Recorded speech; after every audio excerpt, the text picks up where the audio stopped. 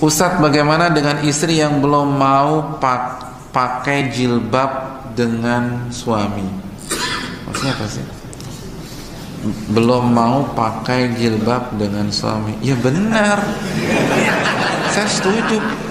Pakai jilbab itu sama ibunya, jangan sama suami dia jangan sama suaminya dia pakai jilbab.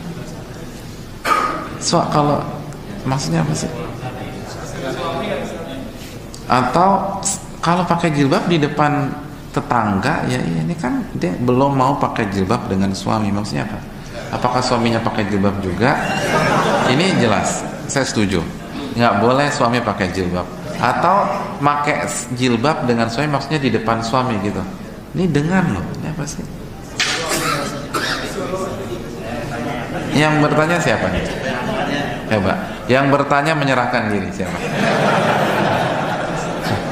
Siapa yang bertanya?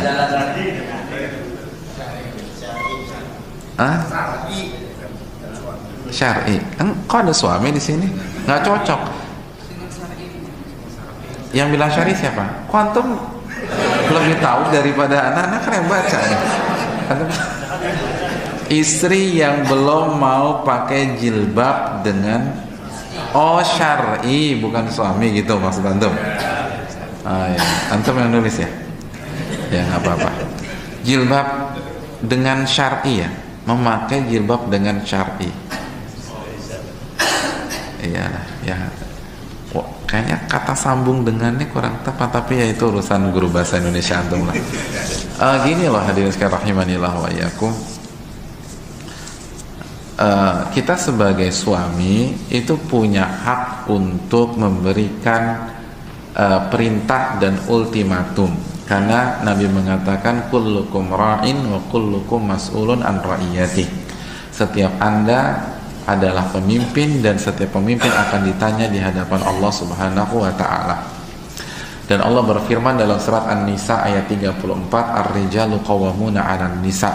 Laki-laki itu pemimpin bagi wanita atau istrinya. Dan kita akan ditanya.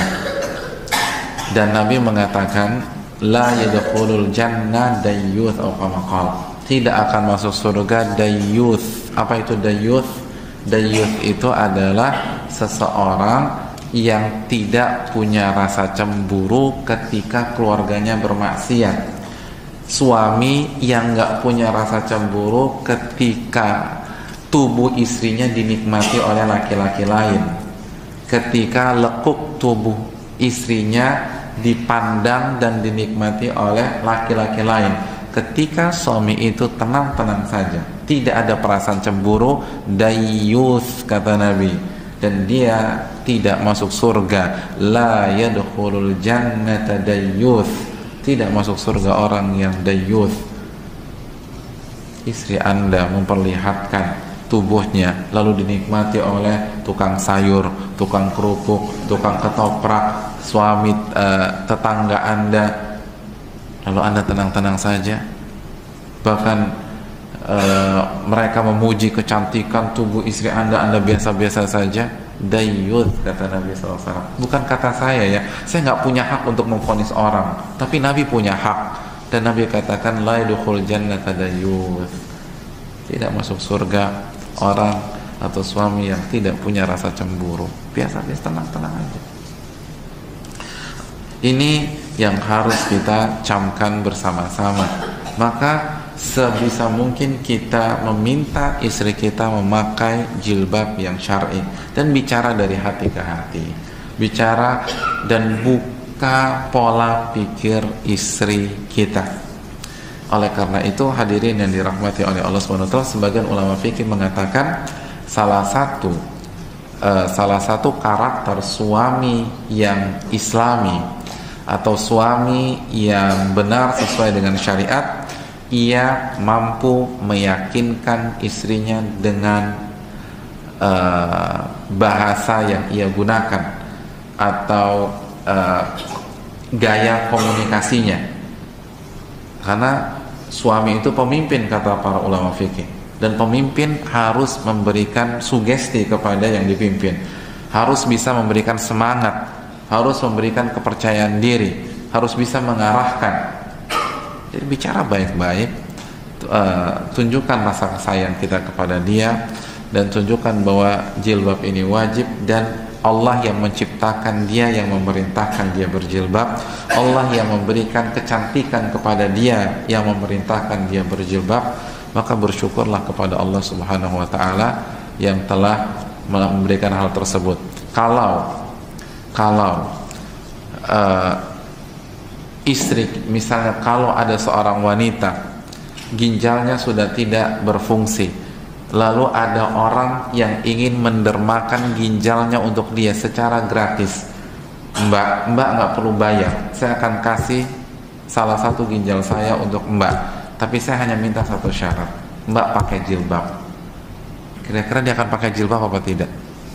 Ginjal dia sudah habis nih, dia butuh ginjal baru, lalu ada orang yang mau kasih, syaratnya nggak simpel aja, begitu selesai operasi mbak recovery, mbak pakai jilbab. Kira-kira wanita pakai jilbab apa tidak? Dia akan pakai jilbab. Kenapa? Dapat ginjal, dia akan pakai jilbab. Hadirin sekalian, Allah memberikan ginjal kepada kita, memberikan paru-paru kepada kita, memberikan jantung kepada kita, memberikan pembuluh darah kepada kita, lalu kita tidak mau pakai jilbab.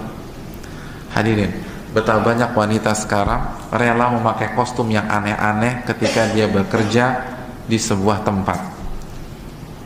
Ketika dia bekerja di restoran Jepang, dia akan pakai kimono. Kenapa? Karena perintah atasan. Mbak, kok mau sih pakai kimono? Ya bisa, pakai perintah bos dan saya digaji. Gaji mbak berapa sih? Ya sebulan 4 juta. Untuk 4 juta seorang wanita rela memakai pakaian adat negara lain. Bahkan untuk coba tanya SPG yang ada di pameran mobil dan seterusnya, kenapa mereka mau pakai pakaian seperti itu? Karena satu hari 1 juta misalnya, 10 hari dapat 10 juta. Ada yang satu pameran itu 15 juta, ada yang satu pameran itu 20 juta. Untuk 20 juta dia rela pakai kostum apa saja. Hadirin, kalau ginjal kita bermasalah, berapa biaya yang harus kita keluarkan untuk membeli ginjal second di pasar gelap? Berapa? Siapa yang pengalaman? Siapa yang broker ginjal di sini? Berapa ginjal di pasar gelap? 1M sampai 2M. 1M itu second. Nggak jelas siapa yang punya. Mungkin ada korban pembunuhan di tengah sawah, lalu dibelek, diambil ginjalnya, lalu dijual di pasar bebas. Ada orang yang bunuh diri, diambil. Second, Allah kasih ori untuk kita, lalu kita tidak mau pakai jilbab. Mana pola pikir sehat kita? Kenapa demi 5 juta kita rela pakai pakaian yang entah berantah, tapi Allah yang memberikan kita semuanya hanya minta kita pakai jilbab, dan itu untuk kebaikan kita. Untuk hukum ekonomi apa sih? Hadirin, kenapa minyak dikatakan emas hitam? Kenapa harga minyak mahal? Hukum ekonomi. Hukum ekonomi.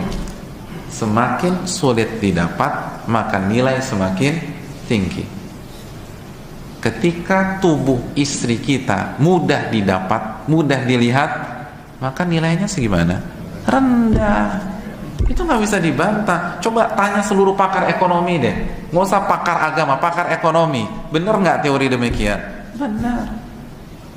Itulah menyebabkan emas lebih mahal daripada aqua, karena emas lebih susah didapat daripada aqua. Kalau lekuk tubuh kita, kalau pinggang istri kita, rambut istri kita, tubuh istri kita sangat mudah didapatkan, sangat mudah untuk ditonton, maka bicara sendiri nilainya. Makanya saya heran, terkadang yang jadi masalah, banyak wanita tidak mengerti betapa bernilainya dia di mata Allah Subhanahu wa ta'ala. Akhirnya mereka obral murah.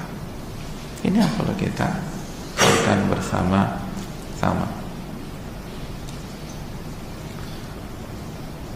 Wallahu ta'ala a'lam bishawab. Dan berdoa kepada Allah agar istri kita dapat hidayah. Dan tidak boleh dibiarkan, harus diingatkan dan harus diultimatum. Harus artinya disikapi dengan tegas, tapi tegas bukan kasar.